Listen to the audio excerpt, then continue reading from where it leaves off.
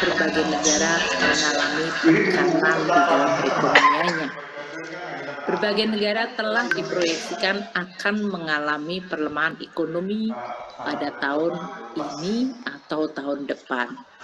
Ini adalah sebuah tantangan yang tidak mudah, karena kebijakan-kebijakan dihadapkan pada pilihan antara memilih untuk mengembalikan stabilisasi akibat inflasi yang tinggi, atau dalam hal ini tetap memacu pemulihan ekonomi dan pertumbuhan yang bisa mengakibatkan dampak inflatoar. Kondisi inilah yang sekarang ini harus dikelola oleh berbagai pengambil kebijakan. Pertemuan G20 dan pertemuan tahunan IMF Bank Dunia membahas berbagai tantangan-tantangan perubahan risiko ekonomi global ini di dalam pertemuan tahunan pada pertengahan bulan Oktober ini. Dan ini menggambarkan betapa pemulihan ekonomi setelah terjadinya pandemi tidak semudah dan semulus seperti yang dibayangkan banyak oleh para pembuat kebijakan. Kompleksitas inilah yang harus sekarang diatasi. Dalam jangka pendek, berbagai negara mengalami tekanan antara inflasi dan kemungkinan terjadinya resesi dunia. Dalam jangka menengah, berbagai tantangan yang terjadi baik post pandemi maupun terjadinya climate change serta geopolitik yang makin meningkat menyebabkan makin kompleksnya berbagai tantangan yang dihadapi oleh berbagai negara. Dan kondisi ini telah berpengaruh. Harga pangan meningkat, harga energi meningkat, dan ini menimbulkan krisis pangan, krisis energi, dan potensi krisis keuangan. Ibu dan Bapak sekalian, bagaimana Indonesia mengelola dan sekaligus menghadapi berbagai tantangan, baik dari mulai terjadinya pandemi maupun di dalam mendukung pemulihan ekonomi Indonesia. Saat ini memang pemulihan ekonomi Indonesia berjalan secara cukup kuat. Pada kuartal 1 dan 2 pertumbuhan ekonomi Indonesia di atas 5%, bahkan pada kuartal kedua kita tumbuh cukup kuat dengan pertumbuhan 5,4%. Kita akan berharap bahwa momentum pertumbuhan ini akan terjaga terus, baik didorong oleh konsumsi rumah tangga yang merupakan faktor agregat demand terbesar, hingga ekspor yang memang sedang menikmati booming akibat pemulihan ekonomi maupun kenaikan harga-harga komoditas. Dua faktor ini memberikan kontribusi yang sangat kuat di dalam pemulihan ekonomi Indonesia tahun 2022 ini. Tentu kita harus menjaga agar pemulihan dari sisi permintaan dibarengi dengan respons dari sisi produksi. PMI Manufaktur Indonesia pada bulan September mengalami kenaikan di level 53,7. Ini artinya sektor manufaktur Indonesia masih mengalami ekspansi. Demikian juga dengan sektor perdagangan, pertambangan, pertanian, bahkan sektor-sektor yang terpukul sangat berat akibat pandemi seperti transportasi, konstruksi, dan tentu makanan minuman, serta turisme juga sudah mulai menunjukkan pemulihan. Ini hal yang cukup baik di dalam menopang pemulihan ekonomi Indonesia, tidak hanya dari sisi pertumbuhan ekonomi, namun juga angka kemiskinan kembali bisa diturunkan dan juga angka pengangguran yang juga bisa kembali diturunkan. Pemulihan ekonomi dengan kualitas yang baik tentu harus dijaga, karena ke depan tantangan tidak sama, bahkan mungkin makin kompleks.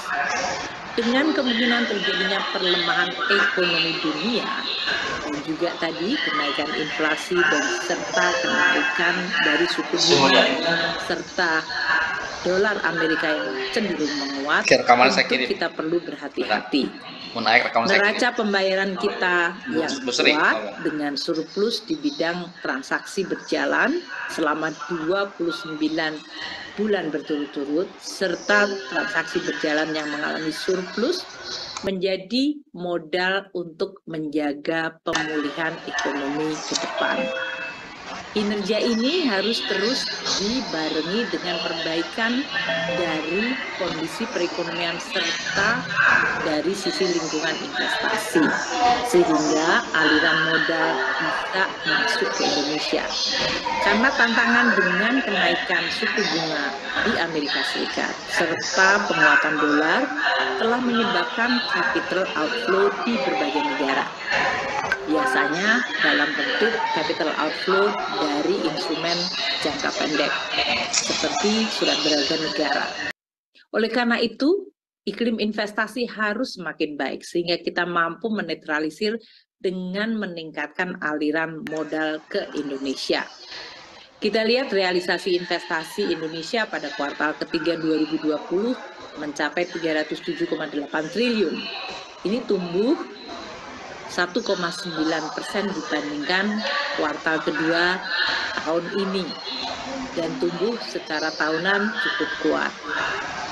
Kenaikan dari FDI dan juga tadi PMI yang meningkat menunjukkan bahwa sektor produksi dan investasi diharapkan akan menjadi penopang pemulihan ekonomi Indonesia. Bapak dan Ibu sekalian yang kami hormati, para widyaswara, tantangan pemulihan tentu tidak berhenti di sini. Kita terus mendesain terutama instrumen keuangan negara untuk bisa merespons berbagai lingkungan dan tantangan yang dihadapi oleh perekonomian kita. Pada saat pandemi, kita terus mengelola keuangan negara untuk bisa merespons secara tepat, efektif, dan tentu akuntabel. Pada saat pukulan pandemi menyebabkan penerimaan negara mengalami penurunan yang tajam, sementara dari sisi kebutuhan belanja untuk melindungi masyarakat, untuk menangani kesehatan melonjak tinggi, maka kita sudah melihat tantangan bahwa defisit APBN tidak bisa dijaga pada level 3%. Pemerintah melakukan langkah tepat dan cepat seperti menerbitkan Perpu nomor 1 tahun 2020 yang kemudian menjadi Undang-Undang nomor 2 tahun 2020. Landasan undang-undang ini sangat penting untuk mendesain APBN yang responsif. Pemerintah, dalam hal ini Kementerian Keuangan bekerjasama dengan BI dan OJK serta LPS, juga merumuskan langkah-langkah untuk bisa mendukung pemulihan ekonomi. Program penanganan COVID dan pemulihan ekonomi nasional terus mengalami penyesuaian sesuai dengan situasi dan tantangan pada saat COVID yang terus-menerus berubah berdasarkan mutasinya. Tahun 2020, awal terjadinya COVID, kita membelanjakan 575,9 triliun dalam bentuk penanganan COVID dan pemulihan ekonomi nasional, terutama untuk menangani aspek sosial, membantu usaha kecil dan menengah yang terpukul sangat berat, dan juga untuk penanganan COVID melalui anggaran kesehatan. Tahun 2021 untuk memulihkan ekonomi kita membelanjakan program PCPEN yang lebih besar lagi 655 triliun. Ini pun tetap didominasi oleh penanganan COVID terutama untuk membayar berbagai belanja untuk perawatan pasien COVID, vaksinasi, dan pembelian vaksin. Juga tetap untuk memberikan bantuan sosial serta bantuan bagi usaha kecil menengah agar mereka tahan terhadap tantangan dan tekanan akibat pandemi yang masih belum berakhir pada tahun lalu. Pemerintah juga menggunakan program PCPEN untuk memberi insentif bagi dunia usaha. Dengan demikian, dunia usaha mampu bertahan pada saat kondisi sangat sulit, yaitu pandemi, dan kemudian bisa pulih begitu kegiatan masyarakat bisa dinormalisir. Tahun 2022 ini kita sudah melihat bahwa program penanganan COVID dan pemulihan ekonomi nasional dapat diturunkan menjadi 455 triliun. Ini menggambarkan dengan pemulihan ekonomi makin kuat dan COVID yang makin dapat dikelola, maka dukungan dari keuangan negara APBN juga disesuaikan. Fokus kita sekarang melindungi masyarakat dari guncangan baru, yaitu guncangan yang berasal dari geopolitik yang meningkat, inflasi yang tinggi akibat dari kenaikan harga pangan dan energi dunia, dan juga dari sisi kebijakan moneter negara-negara maju. APBN terus didesain untuk menjadi shock absorber dan sekaligus menjadi counter cyclical untuk bisa merespons tantangan yang terus bergeser dan berubah secara sangat dinamis. Inilah yang menjadi salah satu bentuk kehadiran negara di dalam perekonomian dan dalam melindungi masyarakat. Tentu pada saat kita dihadapkan pada pemulihan ekonomi yang berjalan secara baik, namun diikuti dengan kenaikan harga-harga pangan dan harga energi, telah menyebabkan potensi tekanan yang luar biasa bagi masyarakat dan perekonomian. APBN meningkatkan anggaran untuk melindungi masyarakat melalui kenaikan belanja, subsidi dan kompensasi untuk listrik dan BBM. Jumlahnya bahkan mencapai lebih dari 3 kali lipat, dari 152 triliun ke 502 triliun. Ini adalah tantangan yang sungguh luar biasa dalam hitungan bulan. Dan untuk itu pemerintah juga bahkan meningkatkan bantuan sosial baik di dalam menghadapi kenaikan harga BBM maupun di dalam melindungi masyarakat akibat kenaikan harga pangan.